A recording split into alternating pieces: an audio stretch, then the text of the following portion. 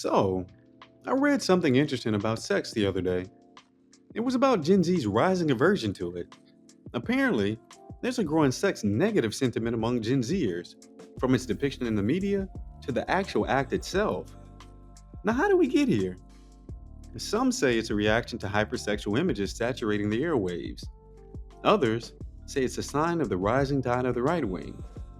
But I wonder, between the pornographic and the puritanical, is it possible to reclaim pleasure, particularly in a Western culture that polices and moralizes sexuality? Listen, this society has used and still uses deadly tactics to suppress dissent, tactics that range from overt violence to the subtle weaponization of stereotypes. So today, let's unpack one of the most harmful stereotypes to emerge from this culture, a figure whose reach is of biblical proportions. We're talking about the Jezebel. I'm Darren from PushBlack, and you're listening to Black History Year.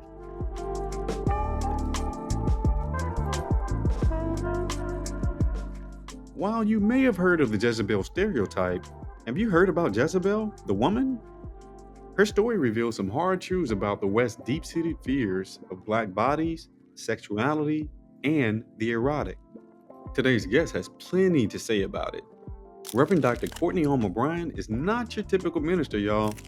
She's a dynamic thought leader and co-CEO of One Spirit Learning Alliance, moving seamlessly between the pulpit, classroom, and the broader world. Her debut book, titled Erotic Defiance, Womanism, Freedom, and Resistance, explores themes of embodiment, sexual gender ethics, and justice within Black and Christian communities. What's up, fam? Before we dive into the episode, I have one small favor to ask. Please spread the word about Black History Year on social media. Podcasting is competitive, y'all, and the best way to grow is through your promotion. You can shout out this episode or share one lesson from it you found super interesting. Just tag us at We Are PushBlack on Instagram and TikTok so more folks can access the Black history they didn't teach us in school. Your support means the world to us, and your minute of effort makes our hours of work worth it. So thank you, fam. Well, hello there. How are you doing today, Courtney? I'm great. Thanks for having me, Dee. All right, hopefully this isn't too heavy, but we want to know, Courtney, from your perspective, what does Black liberation look like to you? Or more germane for our Oh, conversation today, what does Black liberation feel like for you? oh, I love this question. Um, so this is so much a part of my work. For me, Black liberation is the ability to determine for yourself what the good is, and to be able to carry it out. In fact, that is the academic definition of moral agency. And traditionally, Black people have been robbed of their moral agency, particularly by bodily dispossession. So for me, Black liberation looks like the freedom of our bodies, it looks like the freedom of our wills. It looks like the ability to create community and be responsible not only for ourselves, but a kind of collective consciousness and collective responsibility. It's owning, or not, I don't like the word own, but authorizing our Mm, own work, right? Our own joy, our own spirituality. It's the full package. It's wholeness, mm, and wholeness on our own terms, and wholeness that we can share with others, no ooh. matter what color they are and what race they are. Yes, yes, yes, indeed. Wholeness. Thank you so much for lifting up just dispossession, the ways in which our bodies and sense of self has been partitioned. That's a great starting point for us today because Thanks. we want to reclaim the erotic through the lens of the divine. Hmm. Before we begin touching on that and also the Jezebel myth, its impacts and its origins, just to kind of level set for us, Hmm. um, I'm really curious to know from your perspective, Courtney. Uh, well, let me just preface it by saying this. Some folks feel like today in our country there's an oversaturation of hyper explicit sexual imagery, while some other folks feel like there's almost like a sex phobic moral panic that's happening. Specifically, I'm thinking about Gen Z. There's been a few articles written about a sex phobic discourse as it relates to how they receive film and television. They want less sex depicted. But also on the other side of the spectrum, literally as I'm like preparing for this interview, on Mm. one of my social media timelines, I get advertised this new yoga class where I they saw are. it. I Okay, saw you saw it. this. I Okay. did. Where the women are grinding on each other? Is that what we're talking about? Yeah, essentially, yeah. Yeah. They're practicing sex moves in yoga in a yoga class, right? There's a lot Okay. going on. There's a lot going on. Yes, indeed. Courtney, I just want to know what's your read on the current Hmm. almost hegemonic state of the erotic in the US? Okay, so when we're talking about the hegemonic state, we're talking about the dominant discourse. And the Yes. dominant discourse and so when we're talking about sexuality, are we talking about it from the perspective of Black sexuality or universal sexuality? Because the two are also very different from my perspective. I think from a hegemonic perspective, or, according to the dominant narrative, Black sexuality will always be considered evil. It'll Mm, always be considered destructive, and it will always be misunderstood by the dominant culture, because the dominant culture has no rubric for understanding Black freedom, Black pleasure, Black joy, because Black people are intended to be objects, right, of utility for the pleasure and profit of white people yes. in a white supremacist world. Wow. Wow. Thank you for laying that out for us. Well, just thinking about this dominant idea of the erotic, which at least in the West, it seems like the erotic, the way we talk about it, it seems to be overdetermined by the sexual, right? Oh, 100%. In fact, oh, 100%. Imagine being a Black woman writing a book about the erotic and also being a preacher. Mm, When I have my book in my bio, some pastors won't even read the title of the book from the pulpit for fear of contaminating the wow. pulpit. Right. And so Oh, that speaks to just how overdetermined we understand the erotic to be, simply sexual. And that's an unfortunate thing because the erotic has so many resources for us to glean from, particularly for our liberation. absolutely. Absolutely. Okay. You touched a bit upon some historical threads here. Just want to kind of Mm, navigate this. mhm, Courtney, where might we begin historically mm, with understanding like this kind of anti eroticism that relates to the Christian faith? So I'm mm. thinking also like philosophically, this separation between the mind and body. Yes. Um, there's so many different places we can begin. Maybe Yeah. Calvin, maybe Aquinas. So I don't many. know.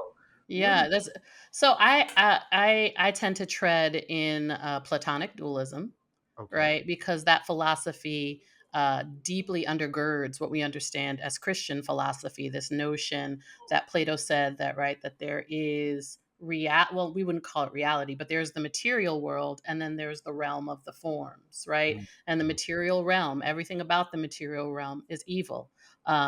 It ah, is right. It's a fallacy, right? And Plato believed that it was a fallacy because everything in the material world changes, right? If we put a flower on my desk right now and leave it for a year, when we come back it will completely disintegrate. And because of this, Plato believed that it experienced change, and anything that experiences change and is not constant, right, is perceived as, number one, not real, but in some ways deceiving, right? And so he had this realm of the forms. So in the realm of the forms, you have what is actually good. You have the concept of, let's just say, a cat, right? Cats don't really exist. There's the concept of a cat, which we can meditate on in the realm of the forms, but the materiality of cats change. They are vulnerable to decomposition, and so as a result, that's not what we want. We want the realm of the forms. And so Christianity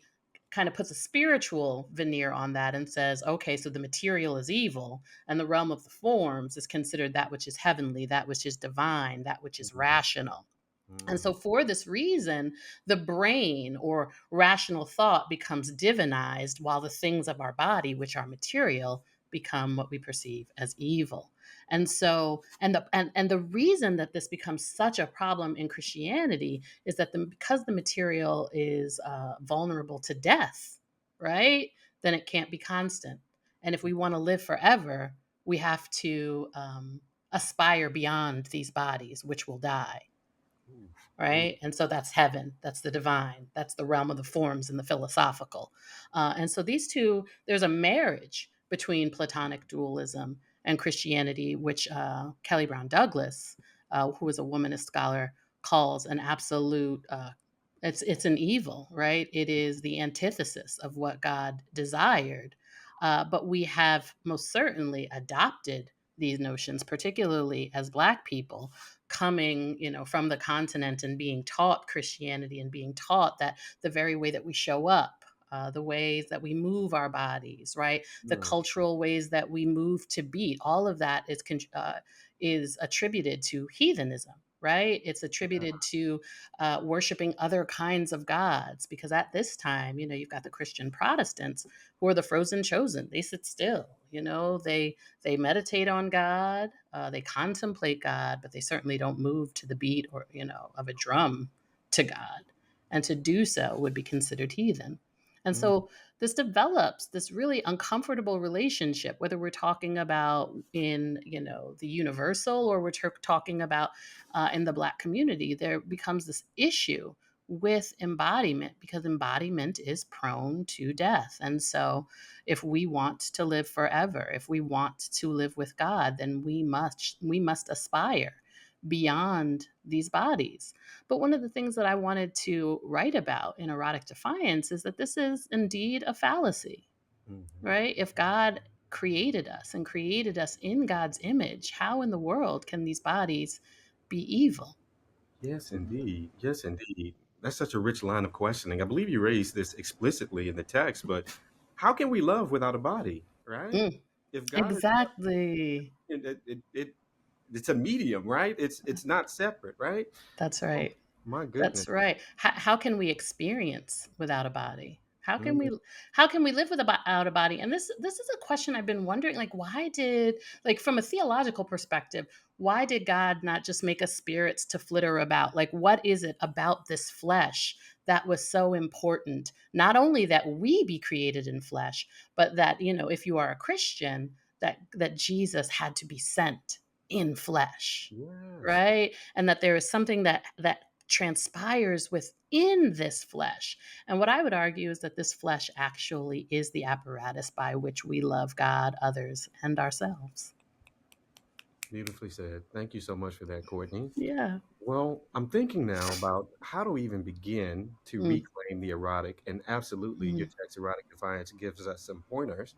But we want to think through this through the lens of Jezebel, right? mm, Um, mhm, Absolutely, this episode is about reclaiming the erotic, but also like dispelling this myth of Jezebel. With mhm, that said, I'm curious, mhm, Courtney, how do we even mhm, set the record straight on Jezebel? Who was mm. she, and what do we miss about Jezebel when we recount her biblical story? Such a good question. So Jezebel is the wife of King Ahab. I believe she was a Phoenician woman, right? And so whenever we hear this, and we hear this within the Old Testament, which is a Hebrew text, we're talking about a clash of cultures. Now, this happened all the time. It's not crazy for a woman who was not a Hebrew to be married to a Hebrew man, namely a Hebrew king, such as King Ahab. But there's something about Jezebel that is transgressive.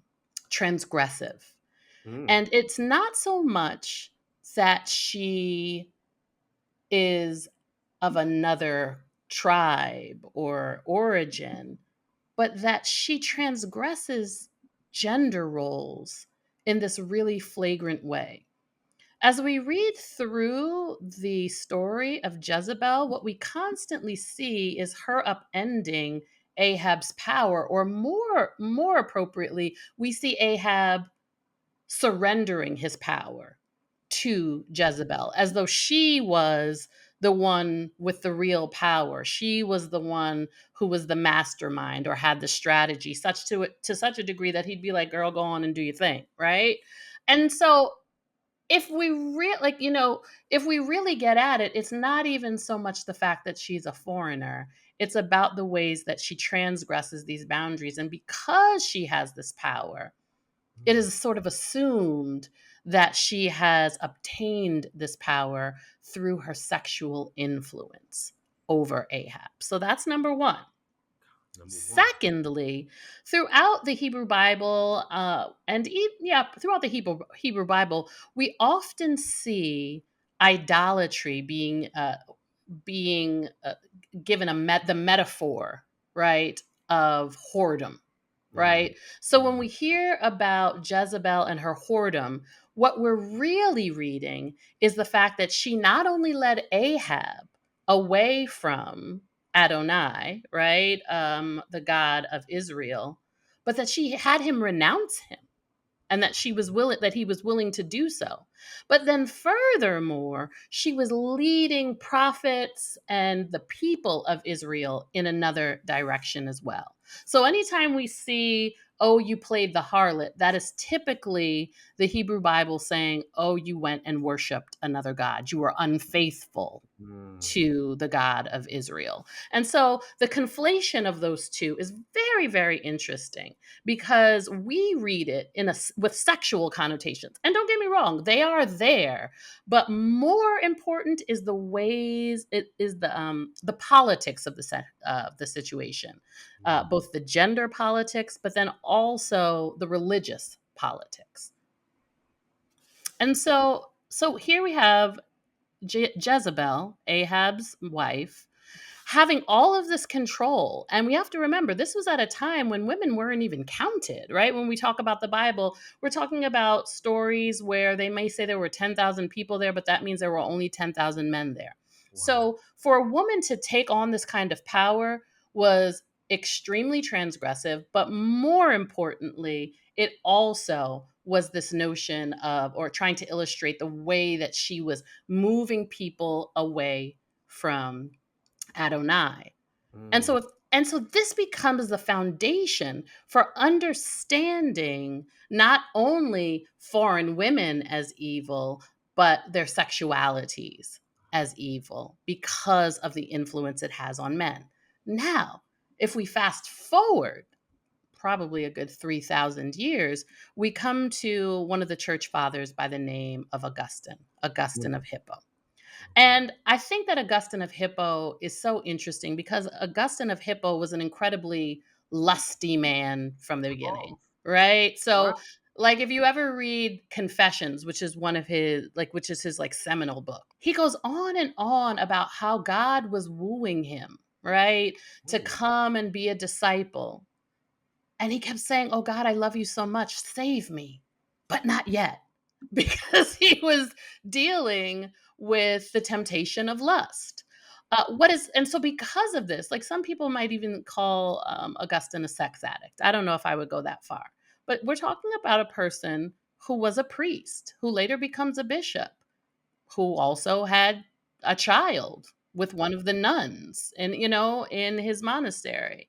We're talking about a person who was constantly seeing theology but seeing it through a sexual lens. mm, One of my favorite stories about Augustine is his idea of, I think it's called poem responsia or something along those lines. And I'm getting the Latin wrong, but essentially, he talks about when Adam and Eve betray God in the Garden of Eden. And so they're in the Garden of Eden, they eat the forbidden fruit, and immediately their bodies begin to betray them, wow. right? So the fall of humanity is illustrated through these these betrayals of the body. And one of the betrayals of the body, Augustine says, or I should say, two of them are spontaneous erections for men and nocturnal emissions, Oh, right? Because men have no control of this. And so before the fall of humanity, supposedly this didn't happen. And then afterwards, this happens. Prior to the fall of humanity, supposedly Adam and Eve would come together and have relations, but there was no pleasure in it. It was solely for procreation, right? So it was sort of this matter of fact thing. And so he really wants to divorce any sense of lust, any sense of pleasure, any sense of enjoying these bodies from the Christian life, right? And so, in so doing, the Christian life becomes an ascetic life, a very stoic life, where Christians have to ward off any kind of pleasure, whether it's the pleasure of a delicious meal, the pleasure of sex, you name it. And so, so the Christian community becomes increasingly what I call erotophobic or Mm, afraid, mm, right, of eros. In addition to this, it's important to remember. So Augustine of Hippo lives in like the 300s AD, right? And then we've got Thomas Aquinas, who comes along like in the 1100 AD. What I need folks to understand is from 300 AD until around 1100 AD, it was considered sinful for men and women who were married to have sex for any reason other than procreation. wow. So, like, we are mired in this stuff, right? Yeah. Yeah. Whoa. Whoa. Yeah. My goodness. Thank you so much for recounting this. Absolutely. Absolutely. I find these things interesting. Ye Yeah. yes, they are, and I wanna move in so many different directions, but let me try to hold on to one thread here, because Yes. the thing that just really just has me gobsmacked is, how much this eroticism continues to be denigrated after learning about this history of specifically Augustine, but then Hmm. also I'm thinking about, like, as you point out in the text, there's so many different acts of seduction and eroticism that takes place, like, throughout, like, the Old Testament and New Testament. Absolutely.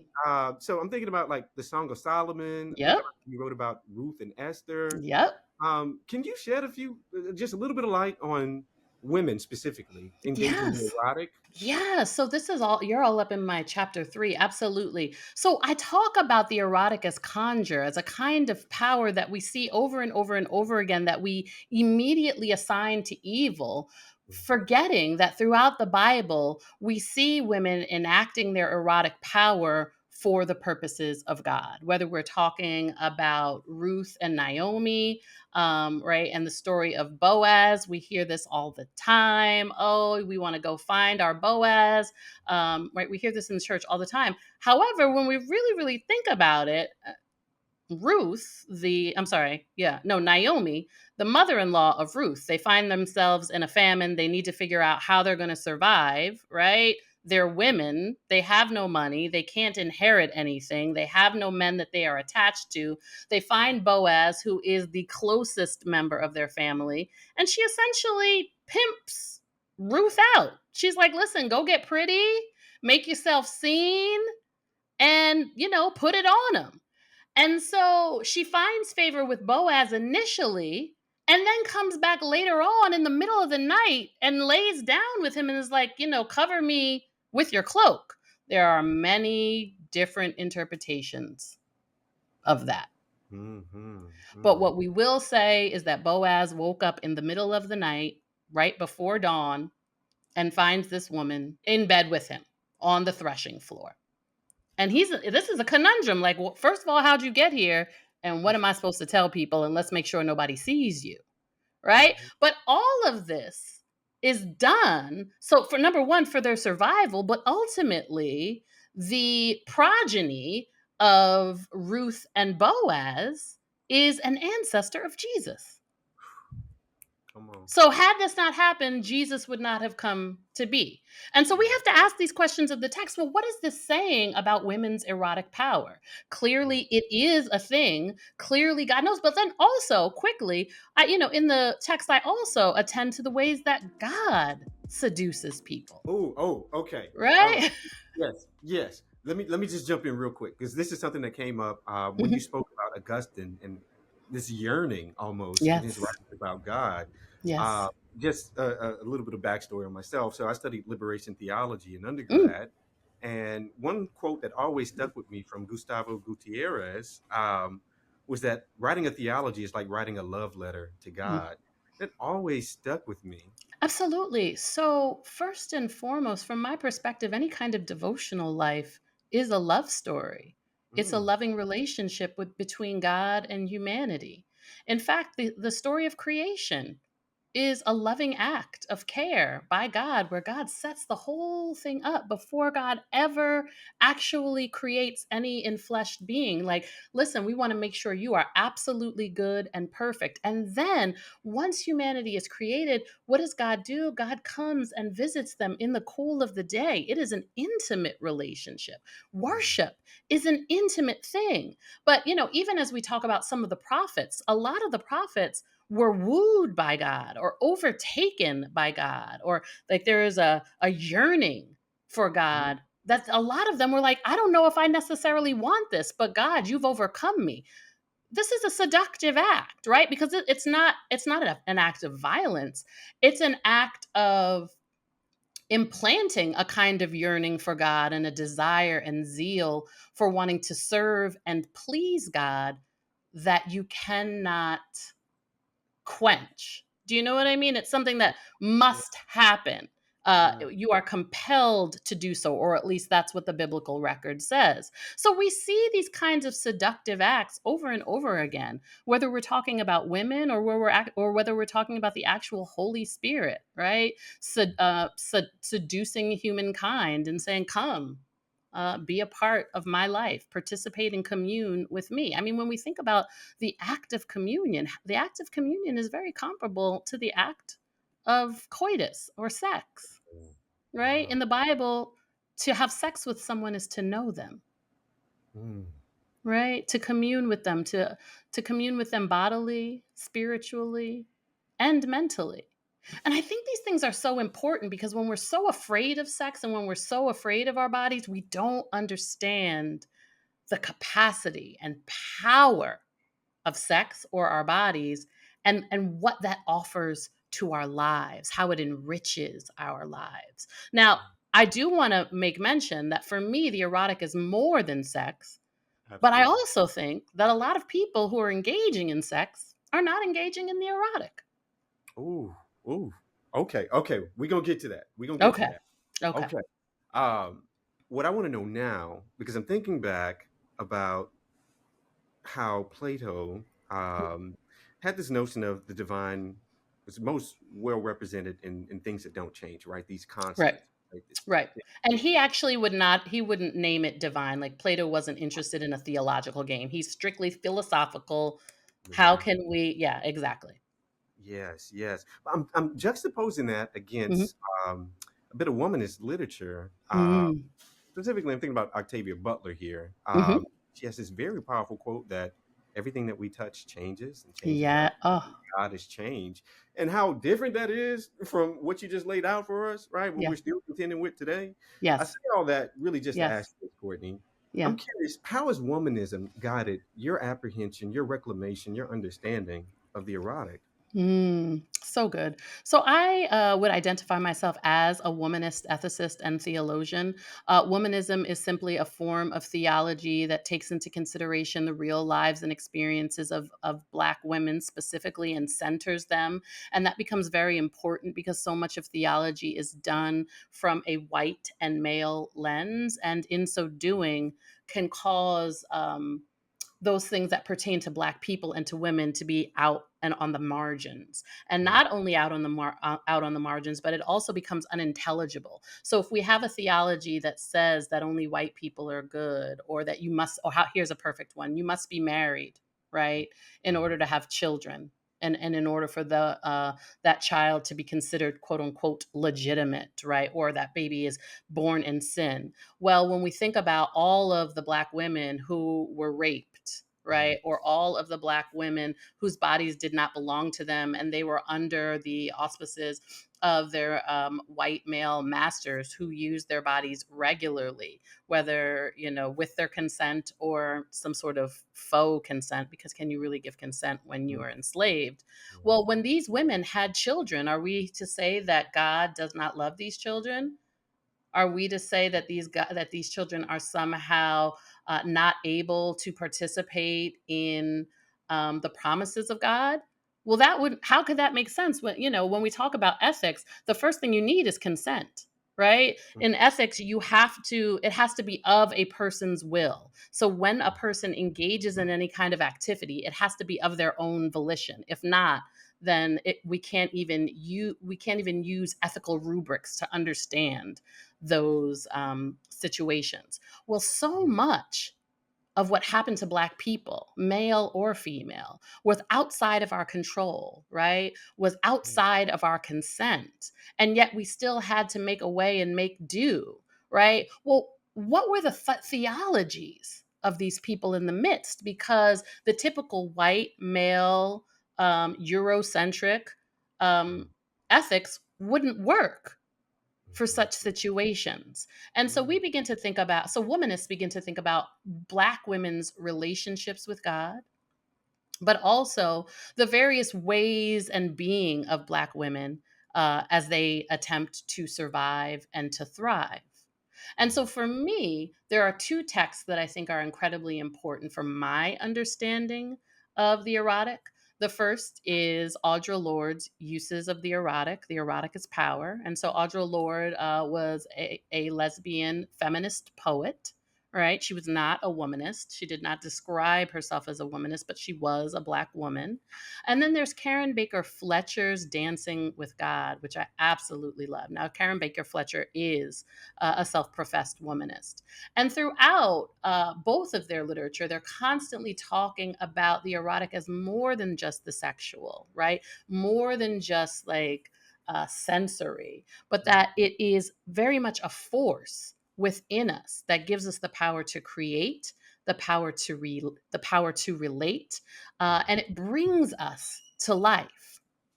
And so I kept thinking about, well, if this power brings us to life, where are we finding it? And so instead of looking at the traditional theological sources, white men or even feminists, white feminists, I began to look at Black women's literature. I began to look at hip hop music, right? And this is another thing that womanism does. Womanism looks at different kinds of sources, sources that people will poo poo and say, oh, that's not academic, Mhm. right? Mhm. But we're mining, right, the real experiences of our lives. And I love hip hop and I love music because it gives us insight into what people are thinking. It reminds me of the Psalms, right? In that, no, like you've got a hip hop song or, you know, a ballad for everything, for love, for heartbreak, right? For trouble, for depression. And so there, I feel like we get a true insight into not only the strategies of African Americans and people of the African diaspora more generally, but also the emotions, right? And what they're dealing with. And I think that that's important because sometimes our strategies betray our emotions.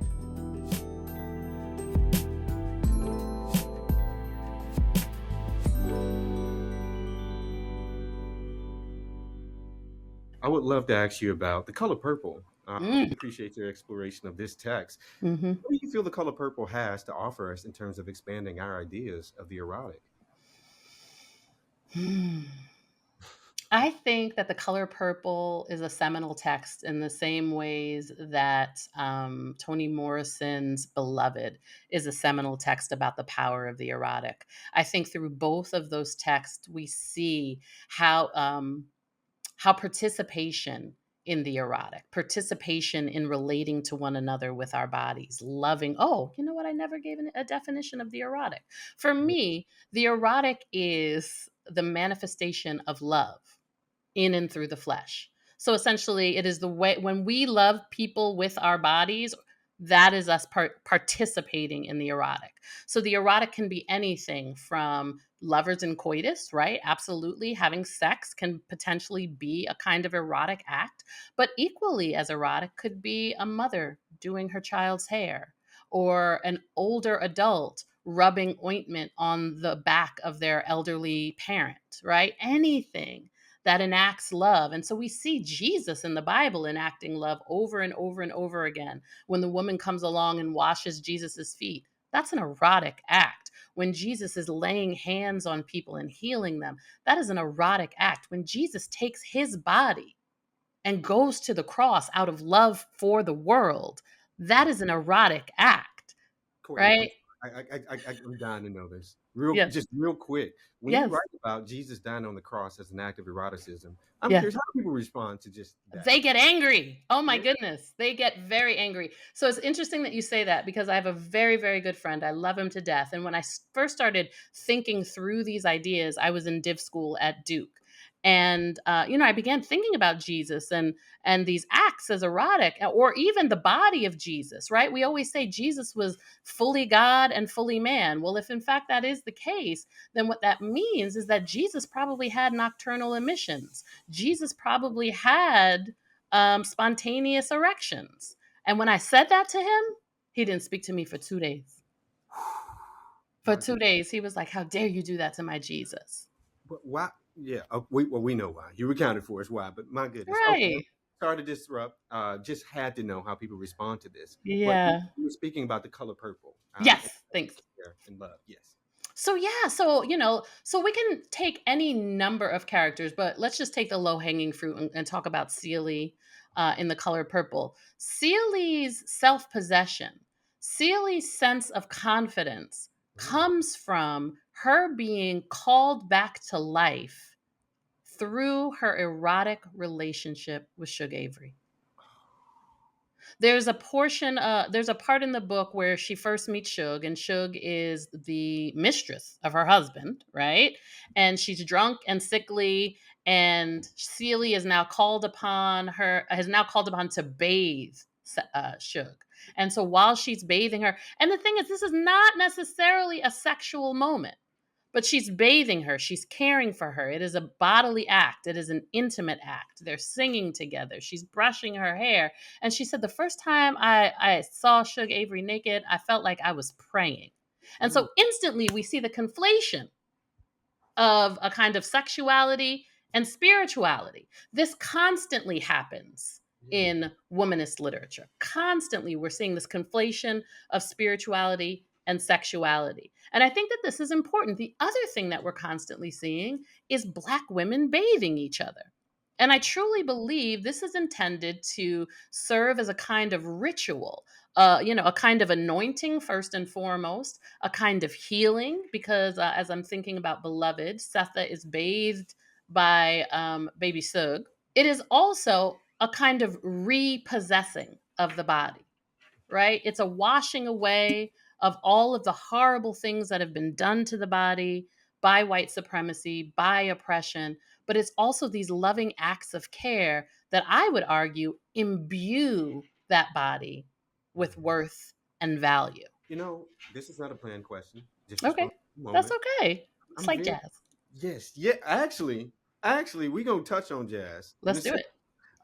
But I'm very curious, Courtney. Mm-hmm. So those acts of care, I'm curious, what is the lens of eroticism Mm-hmm. lend those acts of care when we're able to rethink our acts of solidarity Mm-hmm. through the lens of eroticism Mm-hmm. or self-care or Mm-hmm. care for another? Mm-hmm. When we think of it as erotic, what do you feel is kind of added or transformed to those acts? I think what's added is a clearer understanding of the power that lies within our bodies. We have always perceived touch, quite honestly, as evil. Like I think about, like, we're not supposed to touch people, not supposed to touch a church, not supposed to touch the opposite sex. If somebody is touching the opposite sex in a friendly way or in a way that that communicates care, it's immediately perceived as sexual and wrong. And I would say this is because of the fear of our bodies, right? And because of the ways that our bodies have been denigrated by the tradition of philosophy and the tradition of Christianity. Mhm. And this is doubly affected, or I should say, African Americans are doubly affected by that because there have been so many things that have happened to our bodies, so much violence, so much dispossession, right? And these acts of violence and dispossession, I would argue, cause our bodies to mutate such that we are no longer uh, living beings, children of God, beautiful creatures, but instead we are things. We are utilities for, as I said, the profit and pleasure of those with power, Mm. right? And so it is through physical acts that we are either denigrated or lifted up, Mhm. Mhm. right? And so here we see the paradigm that Audre Lorde offers in Uses of Erotic. She says that the erotic is the measure of our deepest feelings, right? It's the power within that brings us to a place of feeling alive, Mm. while violence brings us to our nadir.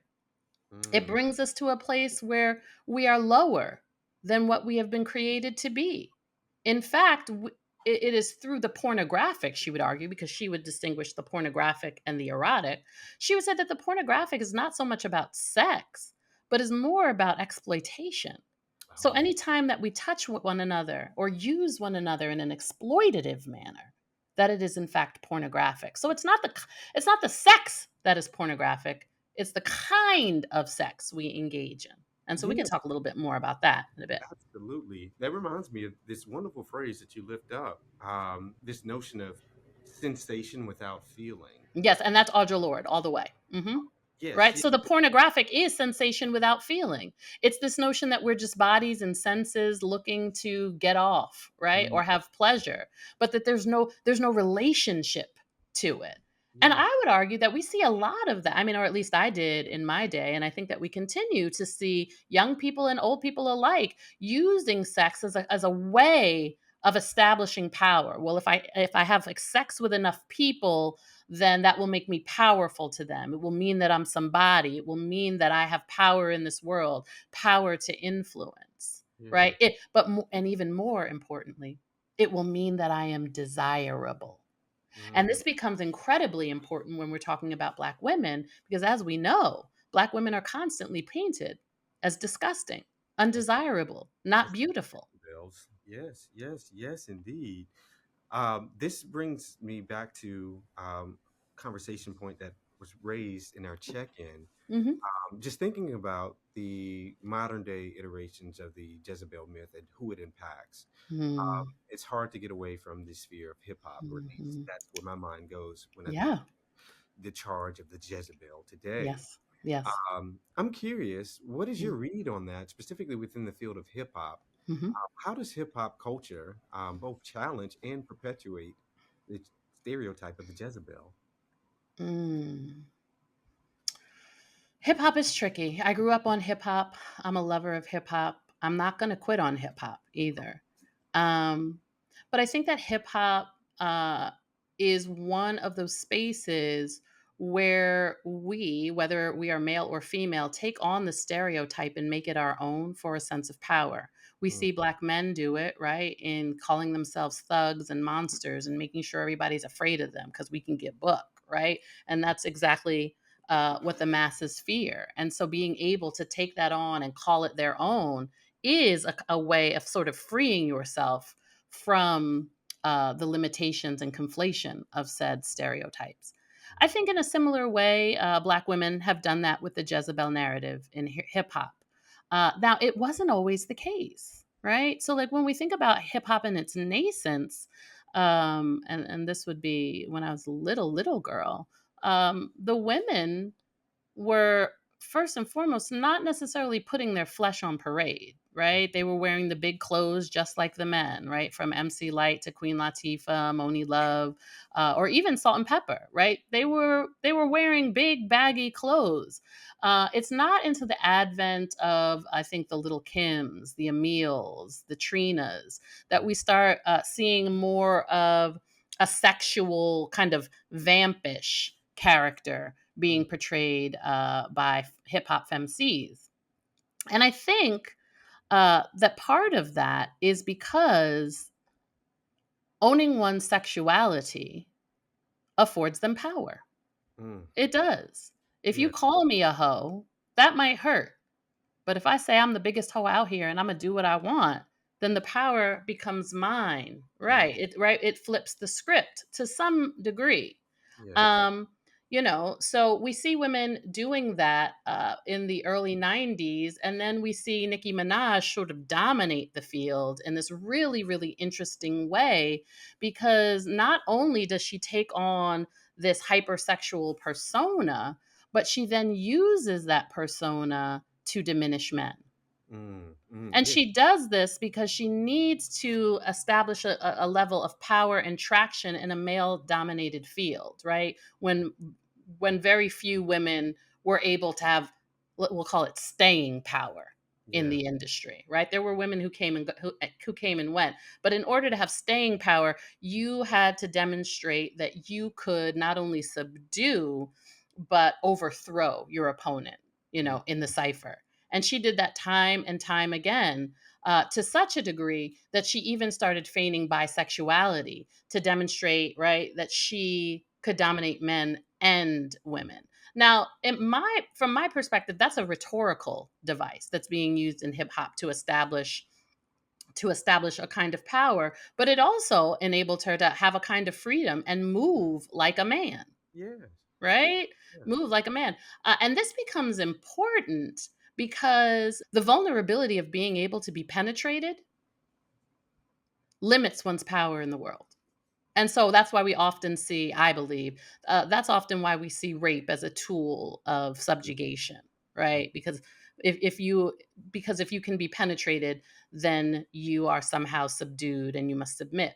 And so when we see Nicki Minaj walking around with a dildo, pretending that she has a penis, this is not so much because she's actually interested in penetrating men, but more so she's interested in unseating her power. Now, this brings us back to the Jezebel, right? Because the Jezebel, or Jezebel in the biblical record, unseats the Mm, man's power, and mm, this is perceived as in direct opposition to God because God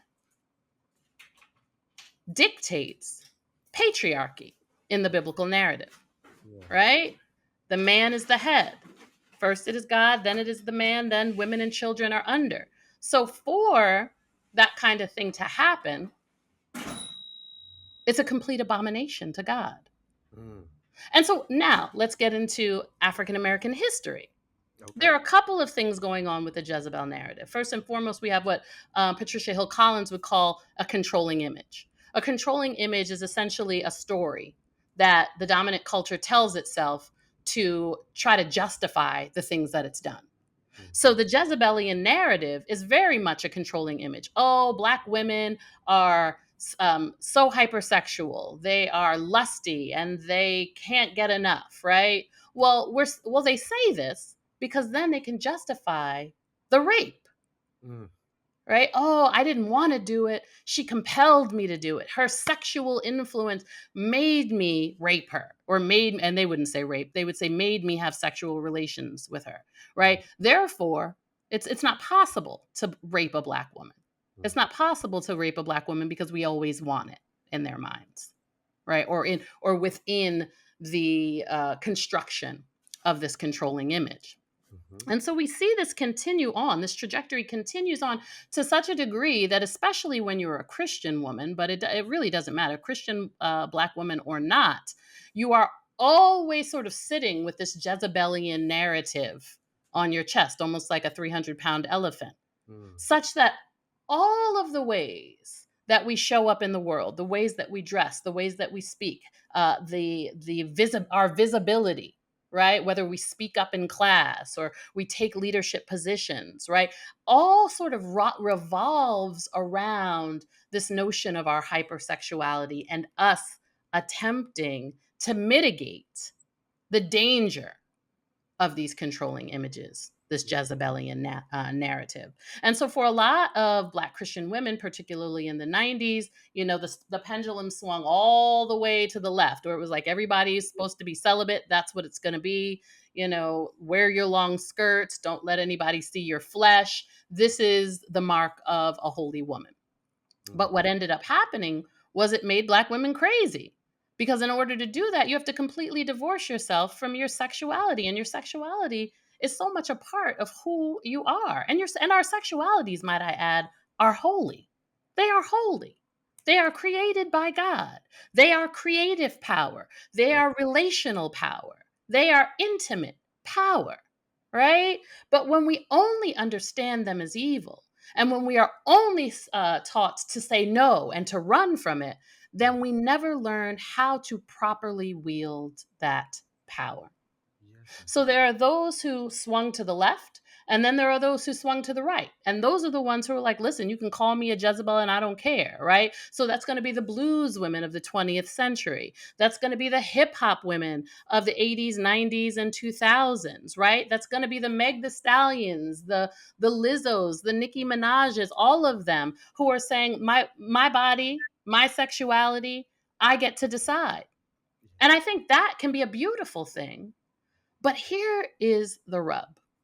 Okay.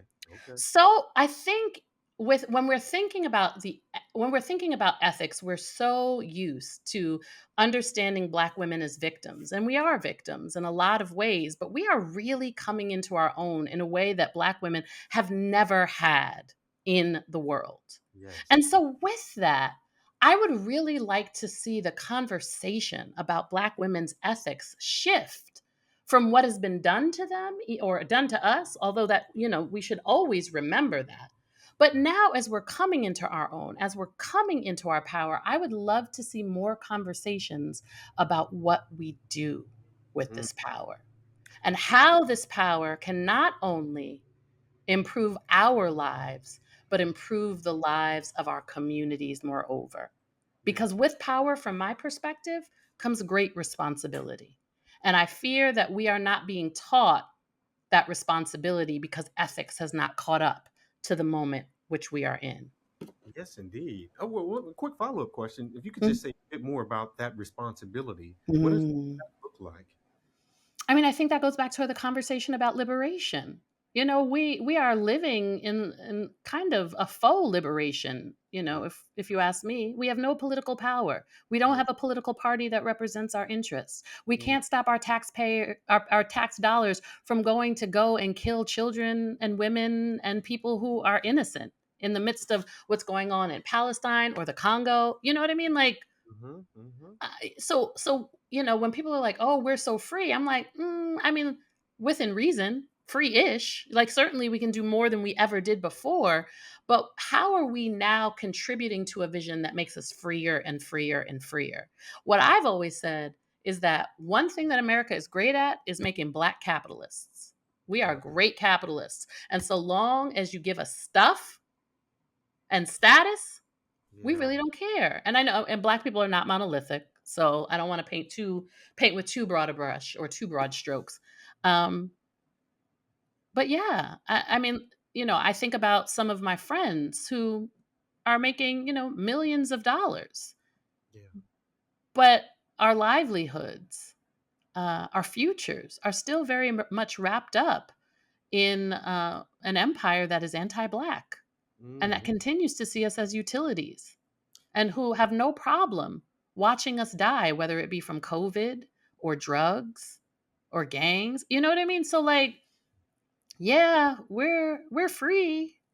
Yeah, but it feels like in a neoliberal sense, right? There it is. It's Right. in a We neoliberal sense. marketplace and we can get more material things. That's right. Absolutely. Okay, I do want to talk about the transformative potential of the erotic. We mentioned Jeff Mm-hmm. earlier. Going to do a bit of a detour, not a Hmm. detour, before we even get Hmm. there, because I love Okay. your notion of blues women, but Yes. also this concept of the provocative trickster. Before we move forward, I'm wondering how blues women and the provocative trickster, what do they have to add to this conversation? How can they expand our Hmm. knowledge of the erotic, specifically as it relates to Black women? The blues women come to the fore in the 1920s. It's the Bessie Smiths, the Josephine Bakers. Yeah. All of these women begin to develop a sense of freedom because they're able to earn money outside of being domestics. They're able Mhm. to earn money outside of whatever it is that their husbands are bringing in. So these women were able to start earning money, and in so doing, they were no longer dependent on their husbands or males in their family, and they were no longer dependent on these menial jobs as domestics, where they were often vulnerable to rape. Let's also not forget that.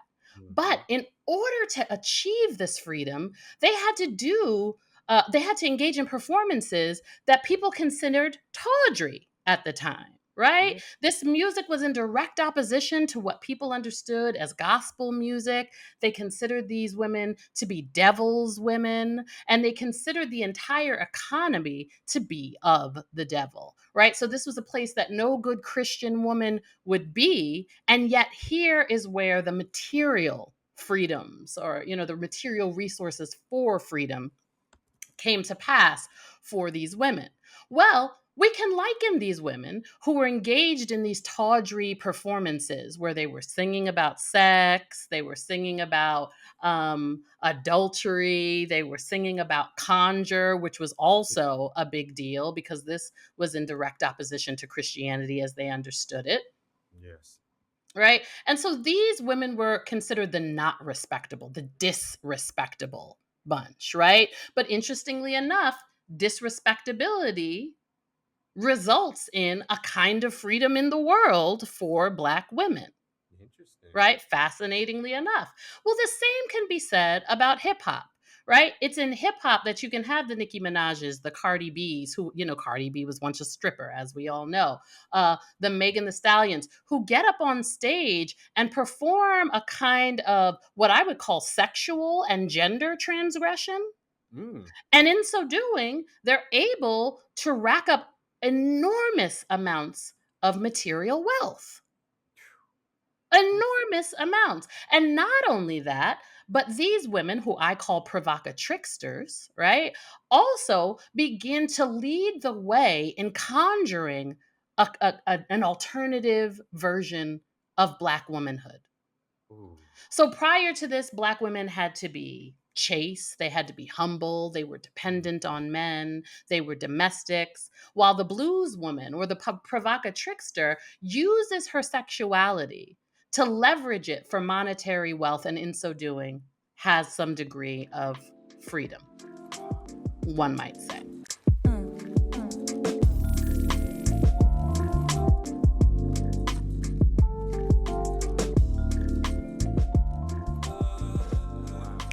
Wow. Wow. That really helps me think about what might be transformed by Hmm. looking at these particular historical and cultural figures. Hmm. But as you just laid out, it's been gifted to us today. We're seeing the proliferation of it today through folks like Meg and Cardi and whatnot. Exactly.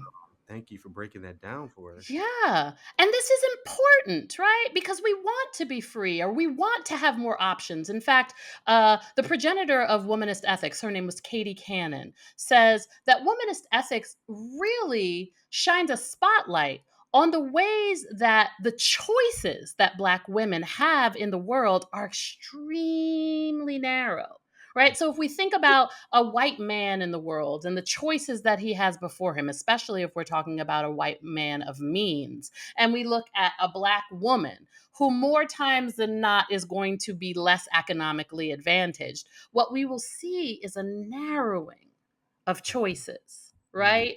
A narrowing of choices for wholeness, a narrowing of choices for resources, a narrowing of choices about their own freedom.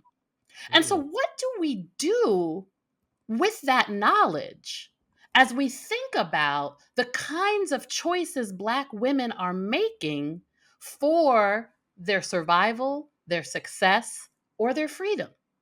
mm. And are they wrong for making these choices? Or is that even the right question to ask? Right? Yeah, it's a negotiation. Exactly. It's a Yeah. constant negotiation. And that's a perfect word. It's a constant negotiation. And for Black women, far too often, the negotiation is between bad or worse, right? It's not good or better, it's bad or worse. Yes, yes. Okay, right now I'm sitting with really alternative articulations of the erotic, you Hmm. know? Hmm. So we mentioned jazz earlier, and actually I was checking in with our lovely producer, Lynn, and we were talking about the origins of jazz and what it may have to do with the conversation we're having around eroticism today. Mm. Um, I'm not sure if most folks know this, but the word jazz, it's hard to get away from the eroticism in that. It's a portmanteau of two words. Are you Mm. familiar with this, I'm Courtney? not. Okay, all Tell right. me. All right. So jazz, it began in brothels in New Orleans, right? Hmm. Hmm. And absolutely, it was denigrated for a number of reasons, mostly because of its association with the Afro-diasporic population and also Hmm. like its extreme sexuality. But the word jazz is a combination of the words jism and ass. Oh, Yes, oh, yes. That's why we felt like it was so corruptive, to even just be around it. It's why white yeah. folks crossed the color line because they had to get a sense of what this jazz Hmm. was. What I'm Hmm. most interested in thinking about in that context, though, is this notion of jouissance this Jouissance. Yeah, yeah, Jouissance, yes, yeah, this extreme ecstatic pleasure, right? But yes, almost even goes beyond pleasure. yes. I like to think about how it transforms social relation I bonds. love it. So just in the context of jazz, folks are moving differently, right? You Yep. look a little bit different. Hmm. I'm curious just about your response. I don't even have a question there. I'm just curious, what do you think about jazz in terms of its transformative potential? Maybe not today, but at least at Hmm. origins to help us think about expanding the erotic. Yeah.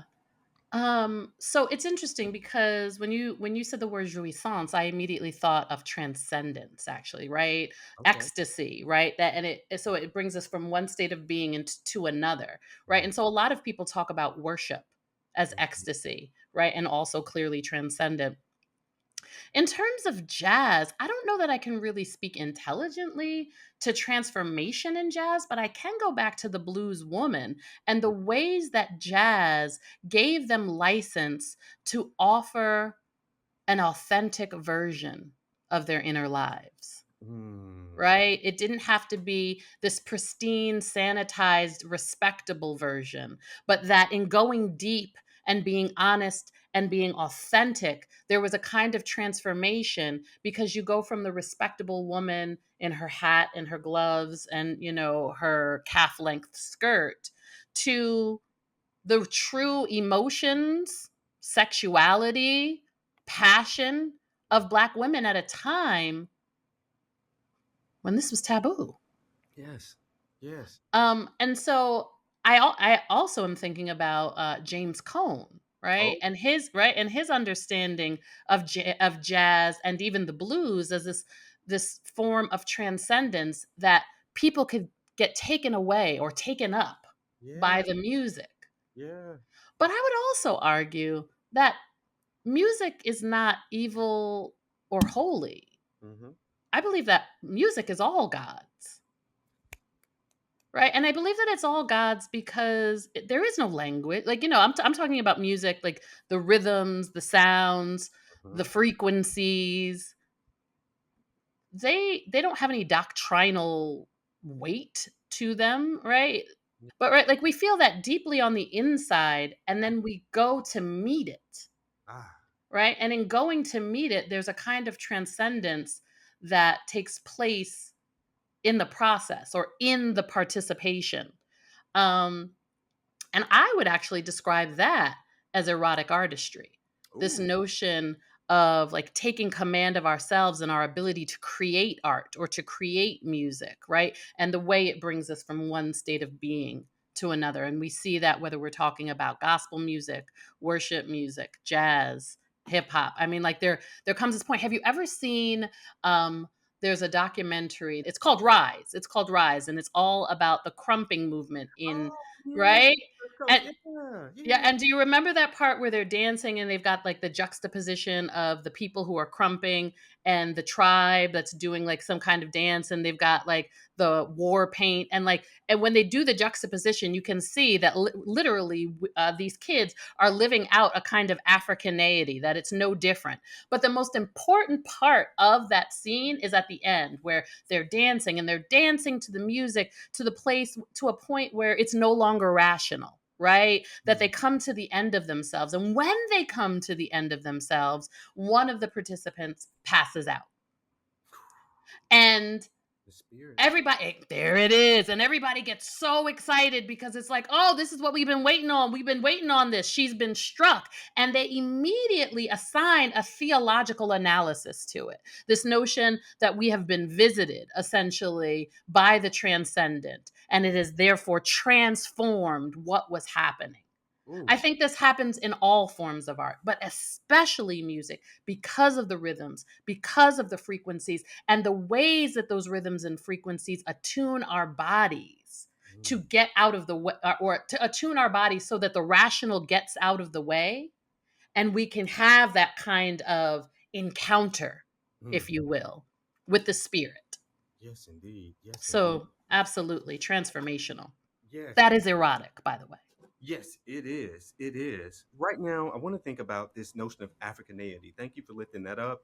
We here Mhm. at Push Black, our political line really centers decoloniality And Mm. one aspect really important for us there is to think through what elements of Africanity have stayed with us, either through the Mm. repertoire, through our vernacular actions. I say Mhm. all that really to get to this. Came Mhm. across another articulation of Eros Yeah. through an Afro diasporic religious context, Yep. specifically the Afro Suriname, excuse me, the Afro Surinamese context. Yep. So Mhm. Suriname, the Mhm. Winti tradition. Mm. So talk about this from this Afro-Dutch scholar Mm. and ethnologist, anthropologist Gloria Weckers. She wrote this Okay. one titled "Politics of Passion." While Mm. doing field work, yes, yes, you got to check it out, Courtney. Well, I you think know you'd I'm really writing that down immediately. Mhm. yes. So here in the Winti tradition, she lifts up this practice called Mati work, MATI dash work. So Mati work in the Afro-Surinamese context really refers to the spiritual and erotic relationships between women, often seen as part of their spiritual and communal practice. So this term Mati derives from the Dutch word for mate or friend. And in Mm. this particular Mhm. context, it really denotes a bond that transcends mere friendship and Mhm. can, but not always, but often can include elements of eroticism and emotional intimacy. Mhm. So Bhakti work is really deeply embedded in the cultural and spiritual fabric of this Yeah. Afro-Surinamese community. Mhm. Um, I'll lift that up because I'm curious, Courtney, have you come across any other kind of articulations of erotic and eros and any kind of Afro-diasporic religious context? Anything there?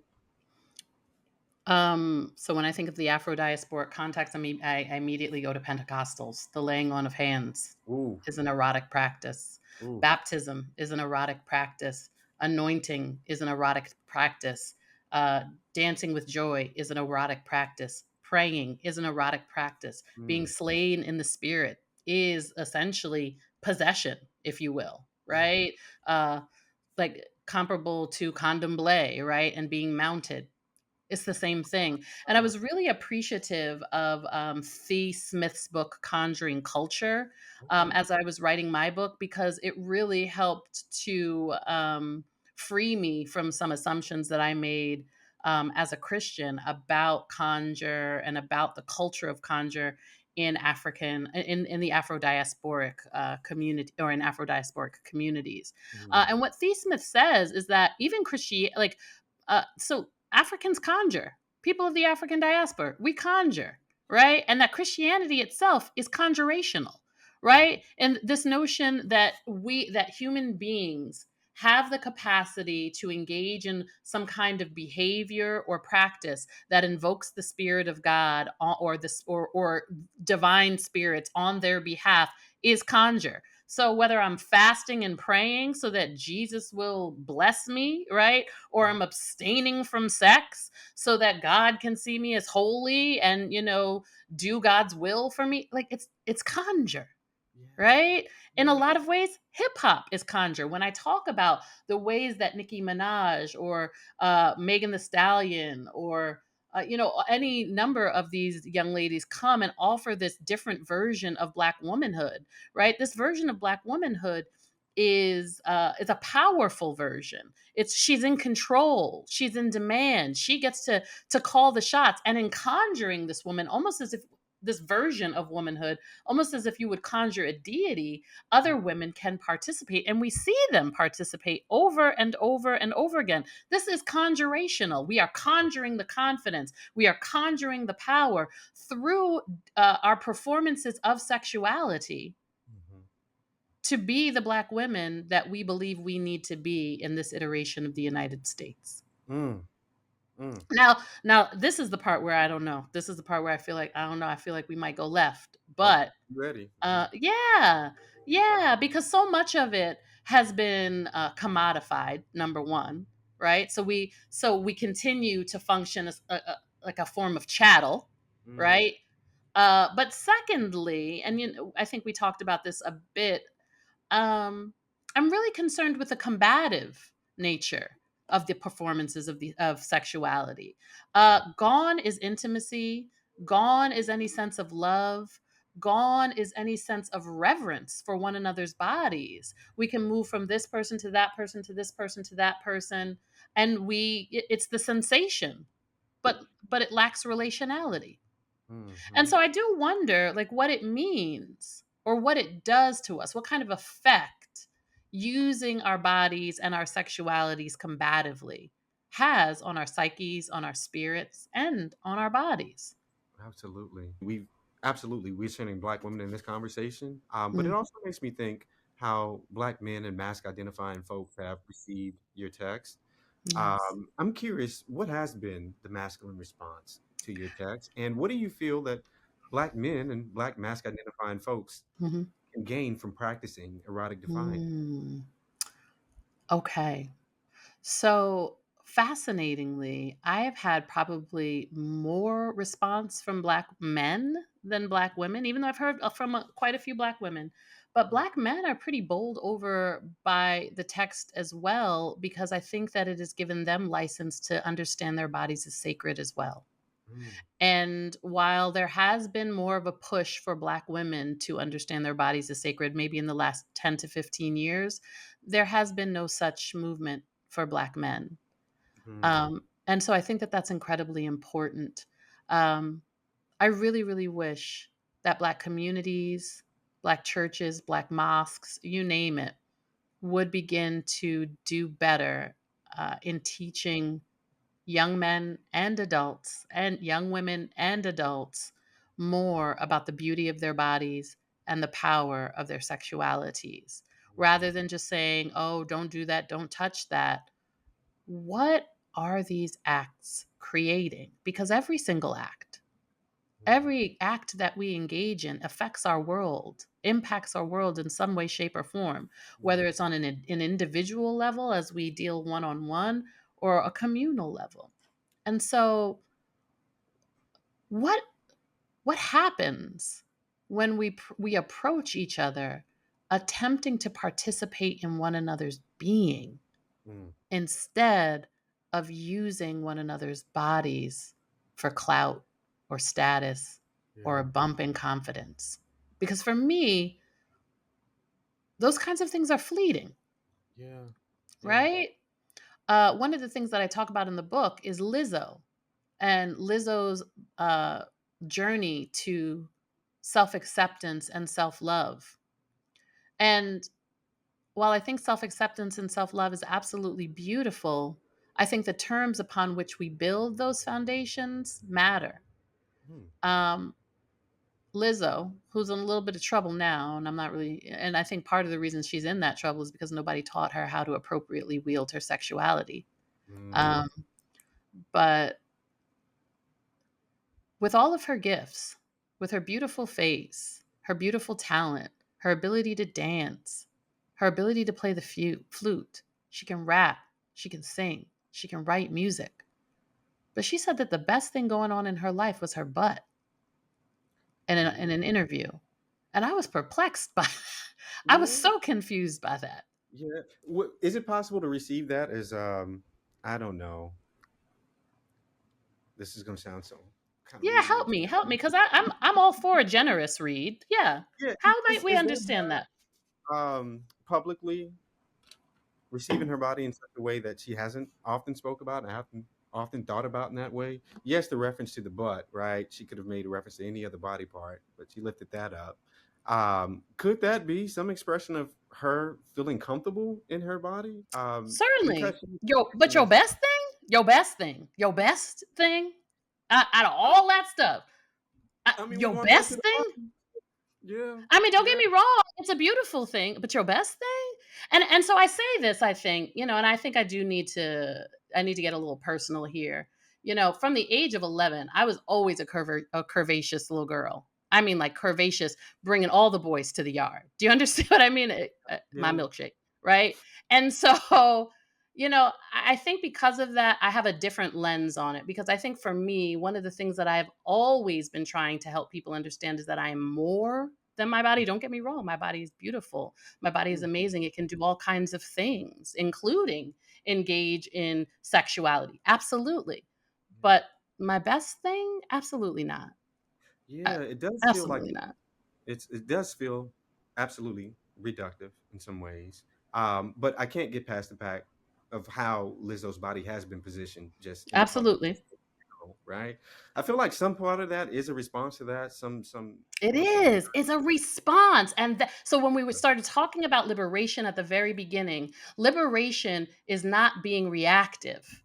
It's Mm, having the freedom to create the world and identity that you desire that is not a response to white supremacy or fat phobia or whatever it is, but you have the freedom. And so, I'm not trying to restrict Lizzo's freedom. And if she feels like her booty is her best thing, more power to her. But mm, I, I want more. I want absolutely, more.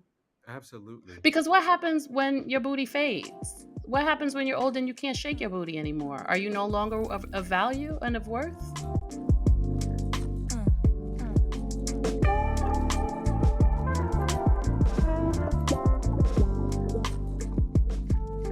Got a really hard hitting question about Do that. it.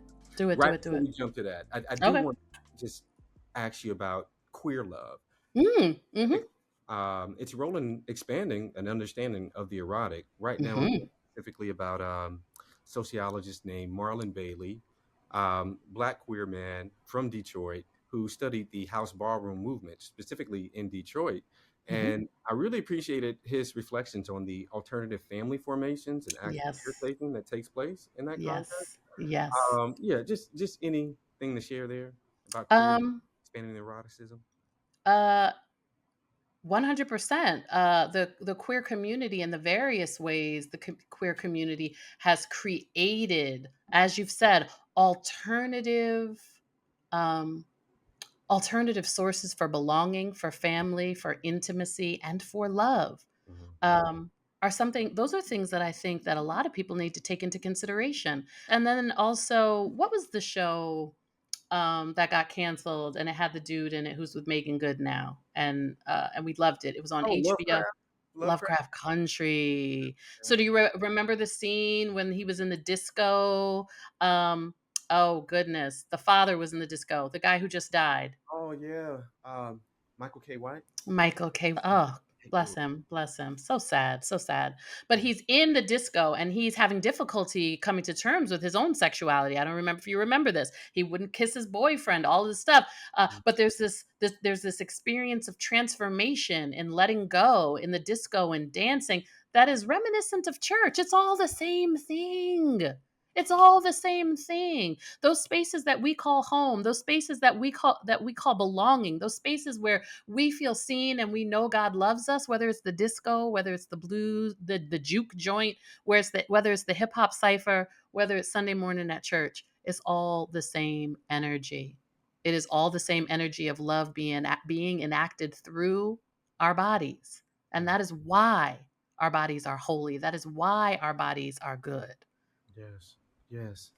So you spoke about black liberation, right? To truly be liberated, it's not reactionary, right? Mm, It's not simply a response to the dominant structures that kind of guide our lives. mhm, But it makes me wonder, Courtney, mm, mm. is it possible for black women's expressions of sexuality and eroticism, is it possible for that to truly be liberated in a world that's still guided by the white gaze, the male gaze, all the Mhm, gazes? Uh, mm. yeah, is it possible for that to ever truly be free I from? love that question. Yeah. I have an answer. And I think the answer is no and yes. Okay. So it is not possible on any kind of like it can't happen for like years on end, but you can snatch little moments of freedom. Mm, That's about it. That's the best that we can do, unfortunately. And from my perspective, those moments are sacred. And so, similarly to the ways that you wouldn't take a picture of a sacred ceremony, those moments are typically not for the world to see. Now, when I say that, this is not me trying to push women into the closet or anything like that.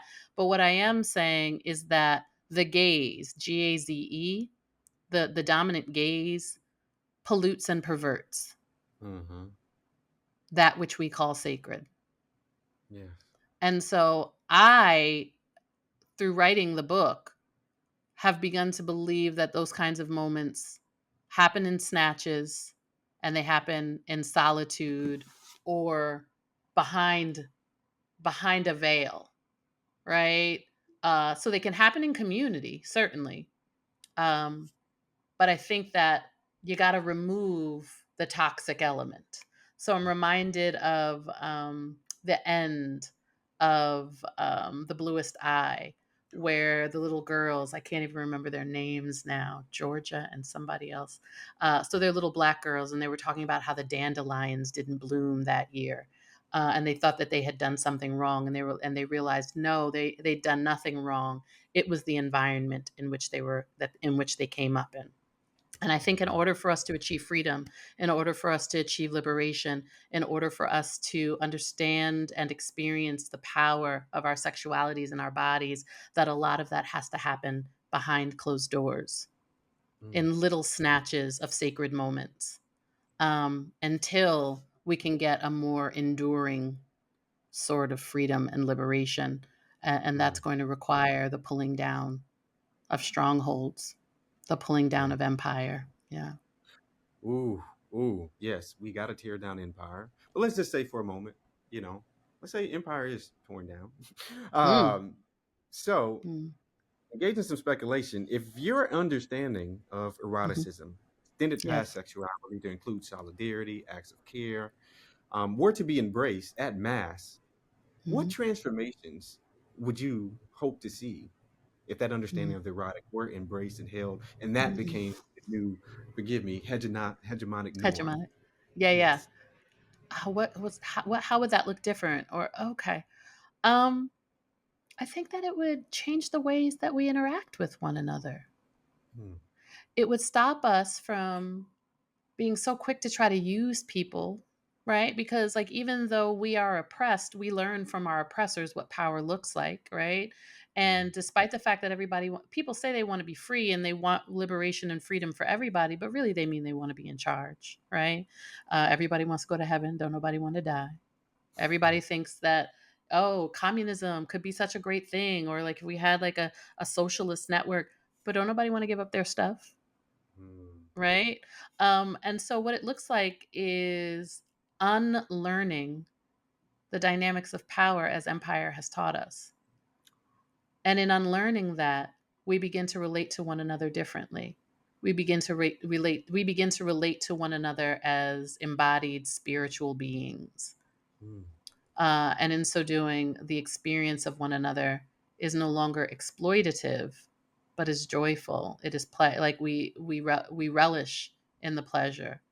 But and now here comes the pastor side of me, Yes. um, and that these relationships are infused with the presence of the Holy Spirit. Because so long as we believe that the erotic and God are mutually exclusive, we are never invited to bring them together. And it's in the bringing them together that we reconsecrate ourselves, that reconsecrate our relationships, um, and that we begin to build as a community. The backbiting ends, the combative sexuality ends, the lack of bodily self-esteem ends, the strategies for gaining power through sexuality and sexuality can simply be for our pleasure, Hmm. for our intimacy, for our relating. But so long as we are mired in the politics of power as they currently exist, we will continue to engage the ways that we do. And that's why the book is called Erotic Defiance, right? Because when we begin to think about the erotic in other kinds of ways, and we begin to enact eros or begin to manifest love in and through our flesh, right? Whether it means standing in solidarity with Palestinians or the Sudanese, right? Or treating one another's bodies with love, right? And respect. As opposed to these utilities or what have you done for me lately, um, then the entirety of how we interact with one another, how we understand one another, and God's place in those relationships is radically changed. That was Reverend Dr. Courtney Alma Bryant, author of Erotic Defiance. To learn more about Erotic Defiance, be sure to check out her book wherever books are sold. And remember, the erotic ain't nothing to be ashamed of. Eros speaks to our capacity to love in and through the flesh. Despite Western stereotypes about black bodies, we have the divine license to express love via a multitude of acts, like, say, acts of care, solidarity, and yes, even sex. So let's stop policing ourselves. What you do with your body is your own business and no one else's. At PushBlack, we agree with Marcus Garvey when he said, a people without knowledge of their past history, origin, and culture is like a tree without roots. We believe telling empowering stories on Black life and history can build a more liberated Black future. Being here with us lets us know you probably feel like that's important too. You matter. Your choice to be here matters.